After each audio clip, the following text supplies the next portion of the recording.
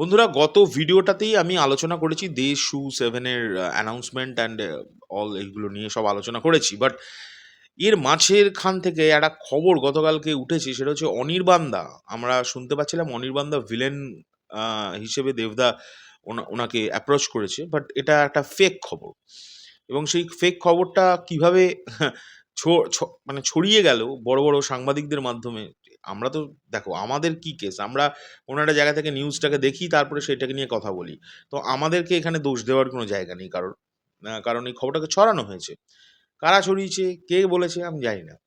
তো দেবদা নিজেই কনফার্ম করেছেন যে না, অনির্বাণ দাকে ইয়ে করা হয়নি, মানে অ্যাপ্রোচ করা হয়নি। বাট উনি অবশ্যই চাই অনির্বাণ দা ইন্ডাস্ট্রিতে আরও কাজ করুক, এবং ওনাকে যে ব্যান করা হয়েছে সেটা নিয়ে একটা মারাত্মক মারাত্মক কমেন্ট করেছেন দেবদা। এবং উনি যে মেগা স্টার, শুধুমাত্র আবারও বলবো, ওই সিনেমার জন্যই মেগা স্টার দেব এইরকম নয়। আবারও বললাম যে এইরকম একটা পজিশনে পৌঁছতে গেলে মানুষটাকে অন্যরকম হতে হয়। তো দেবদা এত বড় মনের মানুষ, অনির্বাণদার জন্য সাংবাদিকদের সামনে হাত জোড় করে ক্ষমা চাইছে। আমি সেই দৃশ্যটার রিয়াকশনও করার ইচ্ছে আছে, আমাকে একজন ভাই পাঠিয়েওছে। তো সেটার রিয়াকশন করব। যাই হোক, সেটা অন্য প্রসঙ্গ। যাই হোক, অনির্বাণদার খবরটা ফেক খবর। কিন্তু যে খবরটা তারপরে উঠে এসছে দেবদার মুখ থেকে, সেটার জন্য তো আমি টু মাচ এক্সাইটেড।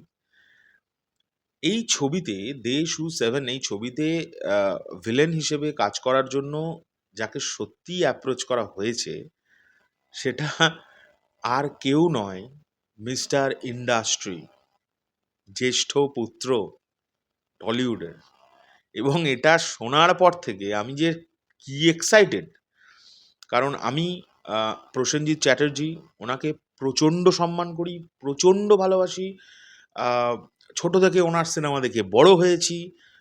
তাই ওনার নাম যখন এরকম একটা প্রজেক্টের সঙ্গে মানে আসছে, কোয়াইট এক্সাইটেড। এবং সিরিয়াসলি বন্ধুরা, হাটকে কিছু তো ব্যাপার আছে।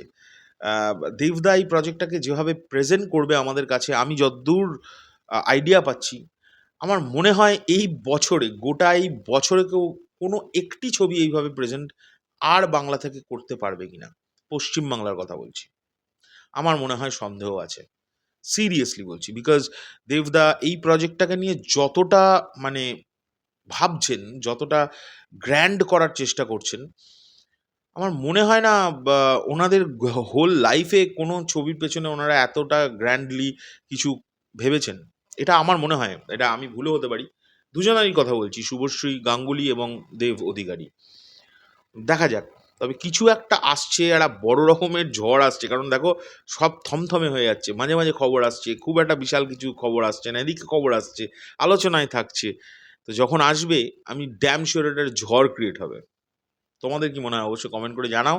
আর প্রসেনজিৎ চ্যাটার্জি হলে তো মানে আর ভাবনারই কিছু নেই। মানে এমনি বক্স অফিসে রেকর্ড করার একটা জুটি, তার মধ্যে প্রসেনজিৎ চ্যাটার্জি সেখানে উপস্থিত। ও মাই গড!